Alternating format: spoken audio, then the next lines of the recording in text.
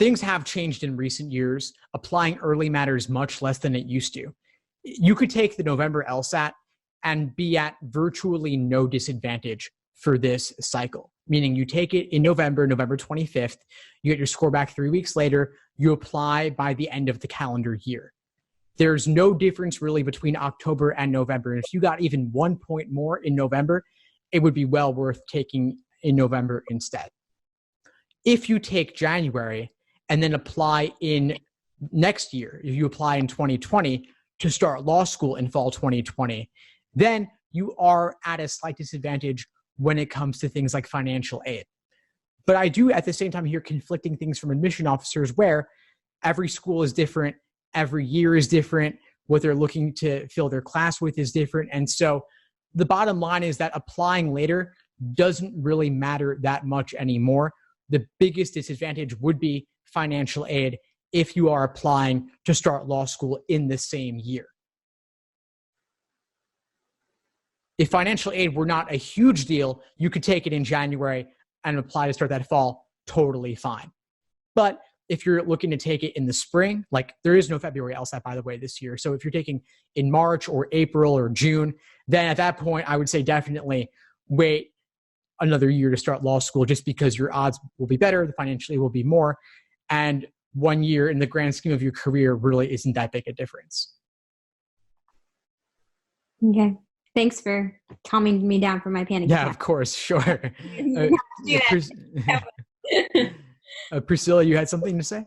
Yeah. Last Monday when we did the session with the UCLA admissions, the Dean of Admissions, Jocelyn, did you attend that one? That was a good one. A lot of the students did ask questions similar to that about the financial aid. And like Steve mentioned, he hears a lot of conflicting information because from what he said, because a lot of students were saying, were asking something similar, like does he recommend students just applying very early admissions? And he was saying sometimes someone who applied very early with maybe a score of maybe somewhere in a median, and then someone else who came in a little later, maybe a month later or so, but had a higher score, there isn't that much disadvantage if you're coming in with a higher score. They are willing to work with you and especially want you more than someone else who has a lower score. So you also got to keep that in mind too.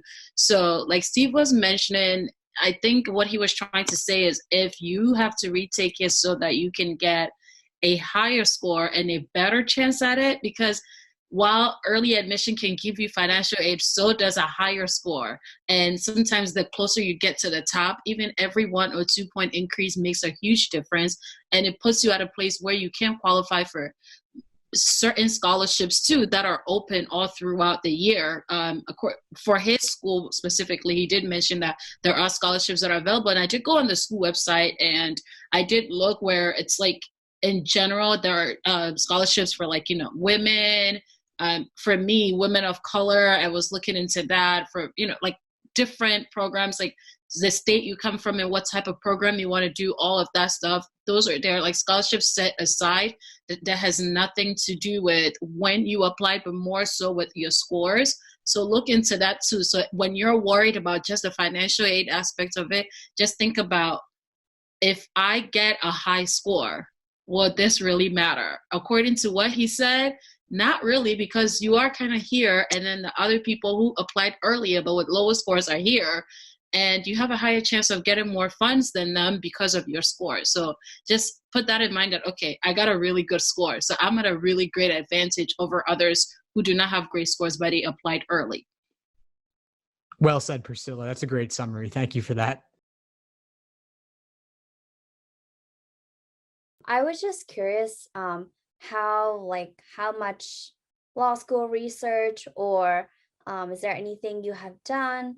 Because I'm kind of lost here. I am, start to try to do some law school research, but when should we start? Or I'm curious to see, what's your process like right now or where you're at. Shakira, I'll let you go first since I've been talking for most of the time. Ever since I was an undergraduate at Rutgers Newark. They have a law school there, so I always knew in my heart I wanted to go there. I actually took a couple of law courses, so like my goal is to get there, but also just looking, I know I want to stay in the East Coast, but Miami or Cali, I would definitely be out. So like just thinking like personally what I would want. So like I know number one in my heart is Rutgers Newark, but then just like having like a little bit of a dream. So like thinking where else are my possibilities? Because right now I have a 3.6 GPA, focusing on my LSAT score. That's like where I want to go next. I know I have experience as a teacher. So whichever school I go to, I want them to appreciate like my background, like being a Latina woman, like knowing I believe there's like less than 5 to 3% of Latina women in the as just being lawyers. So appreciate that. And then just also having a strong support for like first generation college students, period. Because like I'm the first in my family ever to go to college, and now I'm going to be the first in my family ever to go to law school. So like thinking about that, just extra type of support, which I know I'm going to need, especially if I choose a school not close from home, to have that. And like I know Rutgers hits all these tick marks because like I've been there for so long and I know what they have, but I want to now expand my research because like my non-negotiables are like, do you guys support like people of color? Like one, like do you guys actually have programs that are enlisted right now in motion to have that? Thinking about class sizes, don't want class sizes to be too large. And just thinking about scholarship money. So that's another thing, like looking at their history, like nobody wants to graduate school from with tons of debt, right? So like that's going to be like another factor because like again, Rutgers Newark, like they don't have a high tuition as compared to other law schools, which I've seen the tuition, which is like crazy. So like just considering all those, like those would be my like 3 non-negotiables. Like don't want to get too much in debt. Is there like a minority assistance program, and then like how well do they support their students in like class sizes? That is awesome, Shakira, and totally on point. So I've actually just started putting something together for myself as far as doing research. I've incorporated interviews into my research. So UK is actually one of the schools that I was looking at. And this interview was very like insightful and actually engaging because I had not engaged with admissions. And I think, especially after their admissions cycle ends, I think it's totally fair game to reach out to schools and start to develop a relationship. One of the things I've been doing is, I'll look at a school, I'll start looking at their stats. I'll start looking at the programs that they offer. So I'm really interested in employment law. And so I'm looking at, schools that have really good programs, but also location is like really important for me. So I guess I would start with, to kind of start answering your question, exactly, if you have a specific interest, I would start with that. If you know that location is super important, I would start with that as well. For example, even though I attended the interview with, I think it was Dean Mercado with UC Davis, excellent interview, guys, check that one out too. I'm not necessarily interested in going to California, and I wasn't sure about that until I went to the interview. And I kind of learned more about the school. Now, I'm not saying that the school isn't excellent, it's great, but I don't know that going to California as far as location would be necessarily good for me.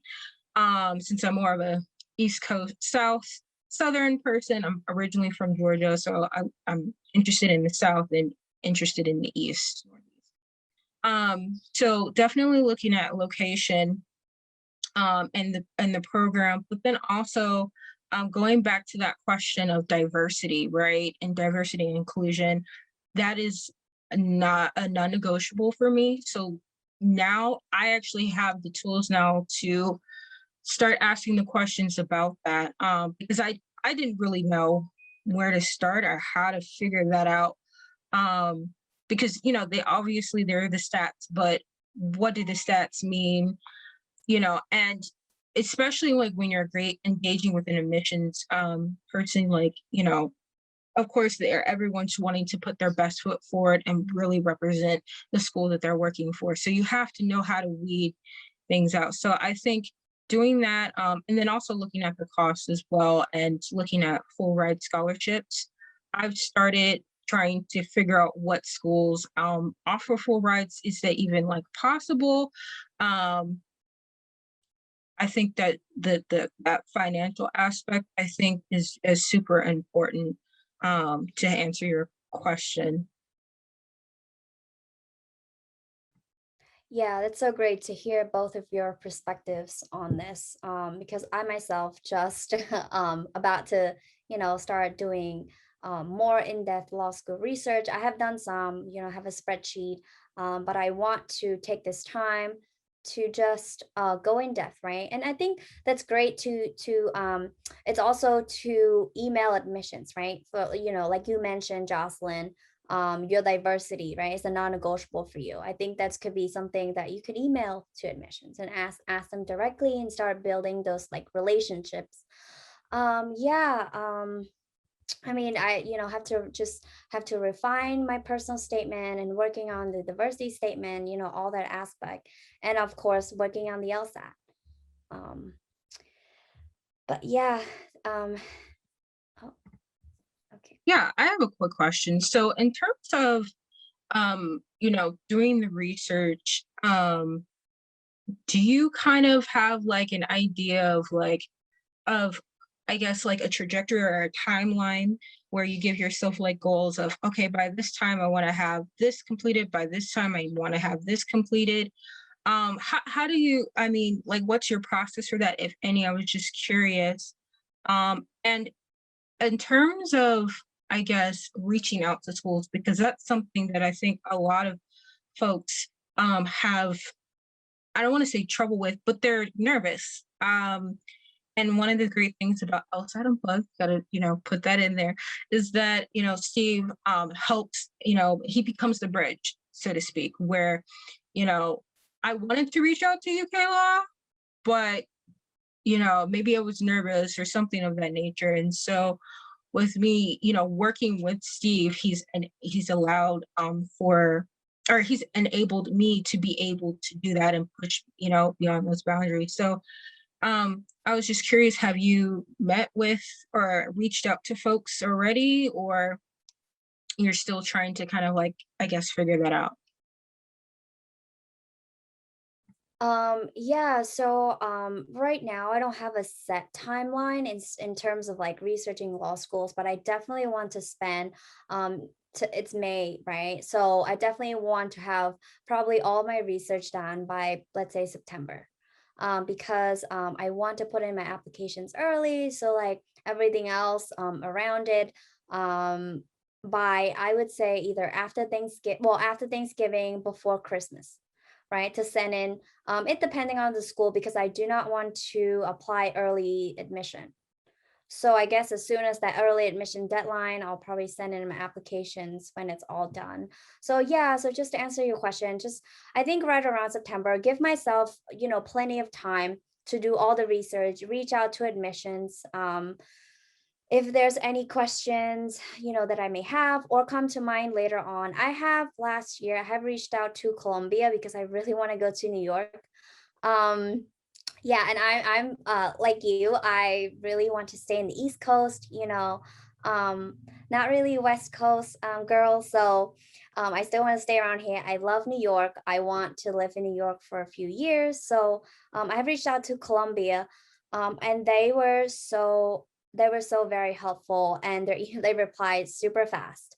And so um, I'm planning to, reach out to them again once I've done my research, of course, if I have any questions coming up, to just kind of keep those relationships, and other schools in New York. I was looking also at Fordham, and I asked Steve if he can, I don't know, be a bridge to us or anything. But yeah, so just some of the schools. Yeah, does that like answer your question? Definitely. I was just curious because like this is a question or that I had with like another TA and sort of trying to figure out how to plan that, right? And also, making sure to talk to schools and during like the right time. The dean of Georgetown talked about how at that particular moment when I was asked during the interview, that time frame, which I think that was a couple of weeks ago, wasn't necessarily a good time because they were still trying to get decisions out and different things of that nature. And so I thought that was really like interesting that he was able to, helpfully nicely say, hey, like right now this is not a good time to like, reach out to us or whatever. But he did also say that, hey, we do have student ambassadors for you guys to talk to as well and reach out to ask questions. Shakira, I'm going to bring you kind of into this conversation.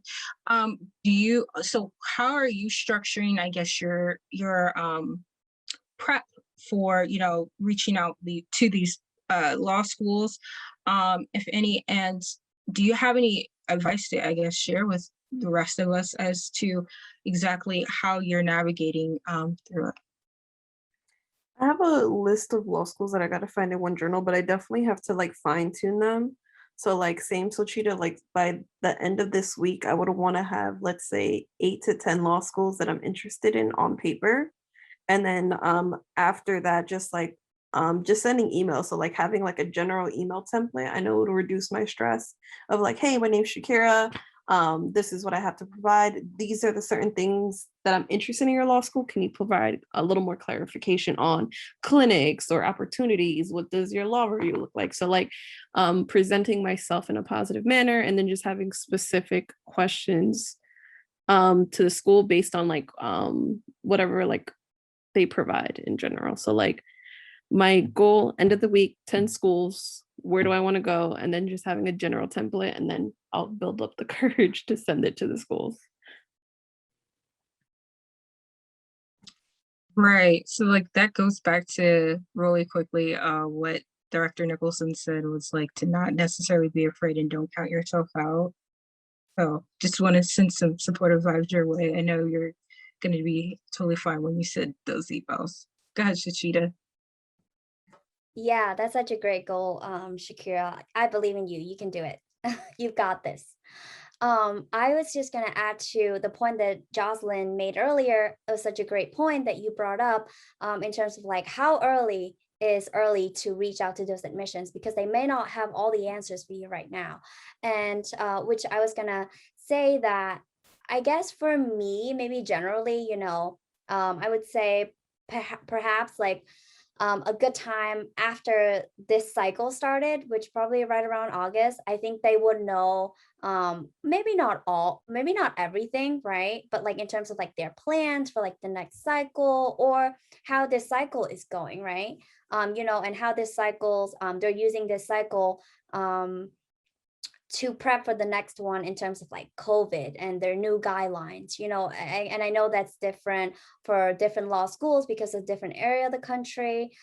So that I was just thinking that that's such a great point, because I would probably reach out to them around maybe very early September, just to see and if, have any questions from like now to, September, just doing like my own research, right? And have as much on paper, as much as valuable information in terms of preparing the application, because I don't want to be like a couple months before, say, Thanksgiving, and then just kind of all over the place, don't really know anything, so just to kind of be prepared for that, because the holidays, how that goes with everything, and study for the LSAT, and taking it.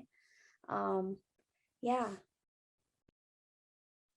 Definitely. And I think especially, keeping in mind with this, everything is obviously flexible. It's your schedule. It's tailored to you, right? And and this is something that I really hope to do, is I really hope to talk to especially student ambassadors, because I do feel as though, and this is something that Steve and a lot of the TAs have been talking about, is the fact that, like, of course, there are some questions that, you're not I mean, you don't necessarily need to ask an admissions officer because, you know, they're admissions and they are not gonna, it can, you know, depending on if they have attended law school, like for example, this director, from what I understand, she is not an attorney, which, so I thought that was very interesting, that she decided to go this route with admissions, but it isn't an attorney.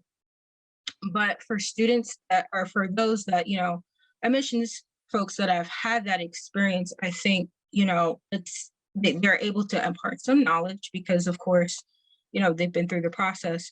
But there are some nitty gritty questions that I think, you know, when talking to like admission or not admissions, but students ambassadors, that I think there are certain answers that you're going to get that you wouldn't necessarily get from the admissions officer just because they're completely different,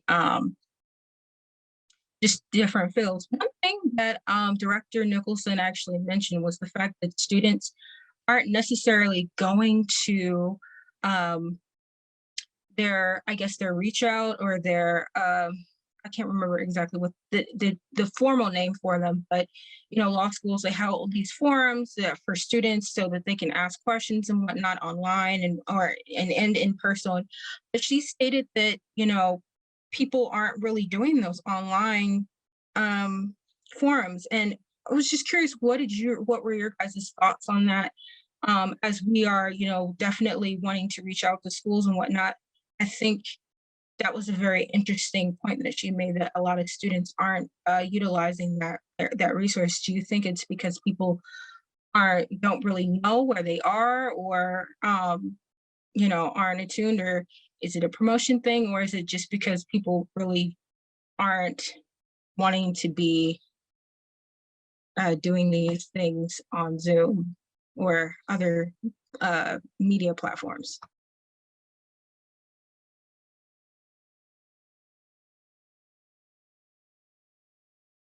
I think one is just being aware. So like as we said, like I know I haven't done most of my research, so I can't attend something I'm not aware of. And then yeah, just like scheduling the time, because it's like right now, like it's May. I know a lot of us are aiming for June, August LSAT. So like that's our number one priority. I know like when I review things, I'm like, oh, I would love to attend, but like right now I need to get like reading comp tight. So that's another issue. But in promotion, in going to these events, I actually went to one which was like the Hispanic Association, the Hispanic Lawyers Association of Illinois, and they had a forum, I believe, right on LSAC. And I like randomly registered, went to the thing. It was an all-day Saturday, and there was an actual mock class with an actual professor of law. So I was really nervous. But I had my background of like the law school because I usually studied there when I was an undergrad. And he immediately recognized it. He's like, oh, that's Rutgers, right? And I'm like, oh my gosh, like, how do you know? So I had a great connection with him based off that. And I only read the case because it was about a Pepsi case. And I read the case like 5 minutes before class. I'm like, I hope he doesn't call on me. And he's calling on people with cameras off and they're not responding. And I just like was like, hey, professor, like, you know, I'll volunteer myself if you really need someone. And just to have that experience of him like back to back questioning, like he was with me, like no lie, for 30 minutes, like back to back questioning. Okay, but what was the judge's opinion on this case and how did it play out? So just to have that experience, he solidified for me at the end. He's like, yeah, you need to go to law school. It's just, I've never seen someone so confident and just like applying it, and like the fact that you volunteered yourself, like I will remember you. So that made me a great connection there. And then also like these law schools have things to offer, right? So like knowing me as a woman of color, like the barriers that I have to face in applying for the LSAT, like of course, like I'm a teacher, thankfully I'm getting like a salary, but of course it's like paying for all this stuff out of pocket, even for this course, it is a lot that I have to budget and consider. So just relaying that importance to them, like, hey, like I'm working full time, I'm trying to invest in myself. It's like, and they were like, oh yeah, like we'll have raffles, because like, so when you attend these events they might send you like a sticker or like whatever it is. But like I actually won the raffle for like an LSAT course that's going to be in person from June to August. So it just gives me another at bat, like after I take June, just another at bat with August. So like I called the guy and it was like $1,650, and he was like, yeah, here's the school's credit card. And I was like, what? So I won that. So like going to that forum, I would not I would have not been able to receive that. And then he also sent me the book that we've been reading today, the LSAT trainer. He sent me that book as too. So like these schools have a lot to offer. And if you do reach out, it's just like, again, like another point of contact. And I didn't realize this, but now this is just going to motivate me to go to other ones that I'm interested in, because they do have raffles. So even if it's not a full LSAT course, they'll give you something else, because like, oh, you want to come to my school. These are the things that you need to go to my school. Let me offer it to you. So that's in their budget. Don't forget that. Because like as a teacher, I know about the budget. There's certain things in the budget that they have to promote you wanting to go to the school. It's just like business overall. So like if you do attend those forums, just like they'll be like, oh, okay, they'll keep an extra eye on you, basically. Wow. That is incredible, Shakira. We need to have a side chat. Okay. We need to have a side chat. That also I guess speaks to, you just going out there and doing it.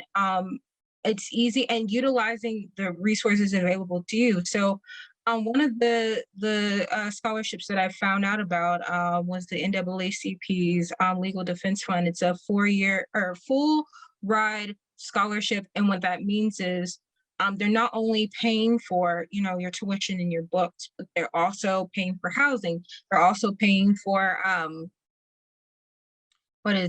electronic devices if you need upgrades or something's broken or whatever.